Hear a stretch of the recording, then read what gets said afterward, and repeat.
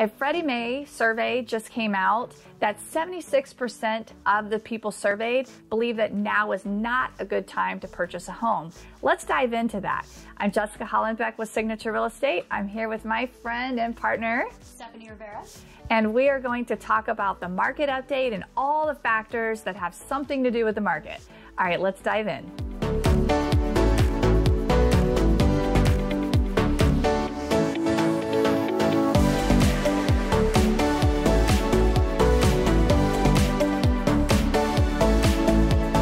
Let's talk about that survey, the 76%. Now, the two factors that are mentioned in this article are that people are concerned with housing affordability and rising mortgage rates. Yes, absolutely. And we are currently seeing 5% 30-year fixed mortgage rates right now. I mean, it has hit 5%. It has been rapidly increasing. It's pretty volatile in the uptick that's happened because the Fed has announced several rate hikes. And it's kind of having a ripple effect. Do you see other areas that this is having an effect? Absolutely. I mean, we're seeing it everywhere, from buying cars to going grocery shopping, the gas prices rising. Yes. So the inflation is showing up. But what just happened like last week was a pretty big volatility in the stock market, which is based on this increase in the rates. So it definitely is shaking things up a little bit and has people kind of just taking a pause. When we're talking about the actual market update, we're going to notice, because we're going to go into that the current median home price in Vegas is $475,000, which is a record high. Again, why do we keep seeing this uptick in home values, yet people are a little bit pulled back right now? What are your thoughts on that? You know, I'm seeing because the mortgage rates were still affordable and rental rates have tripled in Las Vegas. I think we're also seeing that as an all-time high in Las Vegas. So there was more of a push to go to, you know, being in a home rather than wasting your money and going that route. So. Exactly. I think if we go back and look at the last couple months, we actually saw an increase in sales. We actually right now have a small decrease in sales, and we have an increase in inventory slightly. And a lot of it is just, it's so rapid, the change. And it's not a huge change, but it is for what we see, because right now we're seeing a 21% increase from just last month of the inventory. But we're still like record low numbers. So it really equates to like how many homes? It was 508 homes in 1 month. But that, again, it's still low, very low. Yeah, that's actually normal for this time of year to have that many homes kind of, extra, and a normal cyclical seasonal thing.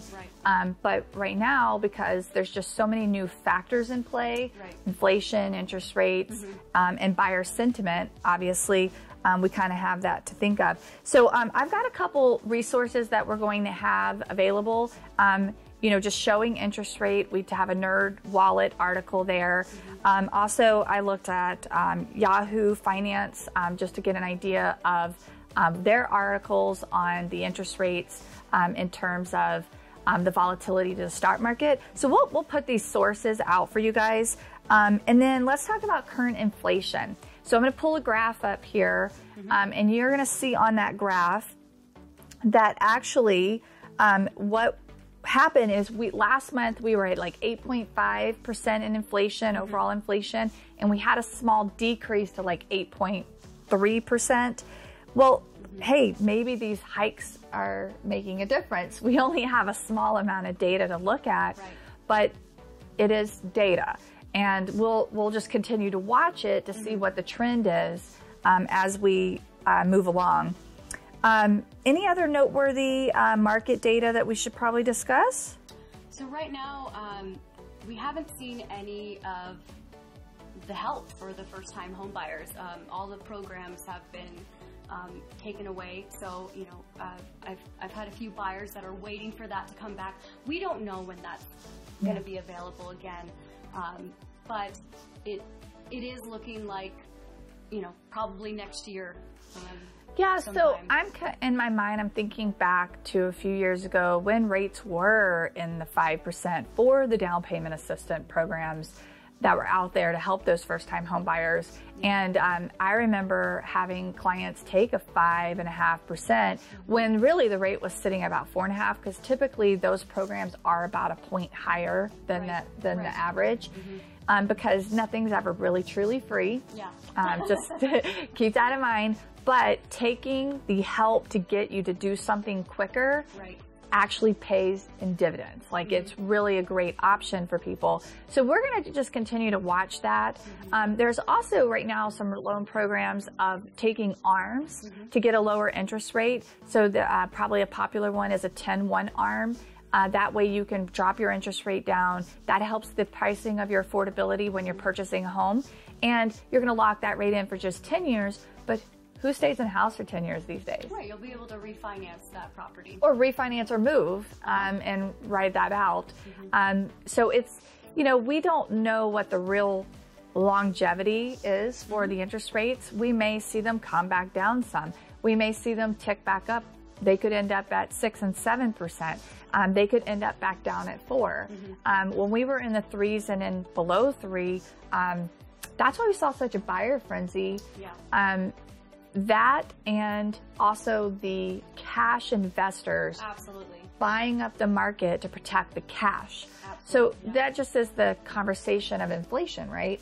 Because when there's $9 trillion more dollars in everything, it means people that have the money have more of it and want to protect it.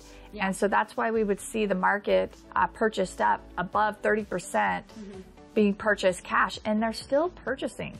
So a lot of times when people are afraid that we're going to see this crash come, crashes only happen when there are an increase of inventory and not enough demand, and then the prices will come down. We're still seeing price increases because there's still a demand, high demand, right? Inventory is still low. Still very competitive. Until that changes, we're not going to see anything yet.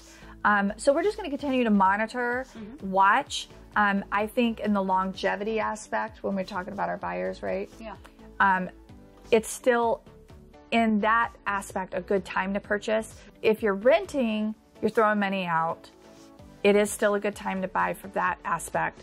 This still could be historically low rates. What if 10 years from now, there is no such thing as a 4% anymore, and if 5% doesn't even exist? Those are things that could happen. So sometimes we always go back to the worst case scenarios, but really, what is it really that bad? I don't really think so. I think it's a great time to buy still.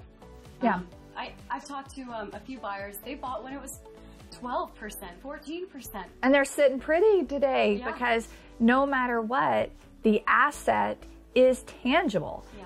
You actually use it. You live in it. People live in it. You can rent it out.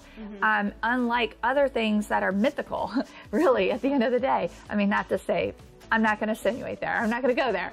But the point is, there's a reason why real estate is tried and true. So if you are considering being a homeowner, or you are thinking about making a change, meaning you need to downsize, or you need to upsize, or you need a different location, people are still going to buy and sell through any type of market. Because they relocate, all the different factors that come about. So real estate's probably going to hang in there. So if everybody is watching and you're thinking you're seeing a crash coming soon, I don't think we're there. We're just going to keep watching. We don't have crystal balls, so we're never going to truly predict anything. But right now, what we see is not indicating that.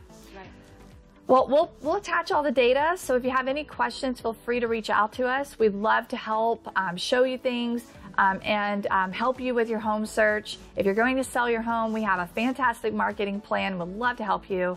So have a great day, and thank you for your time. Bye.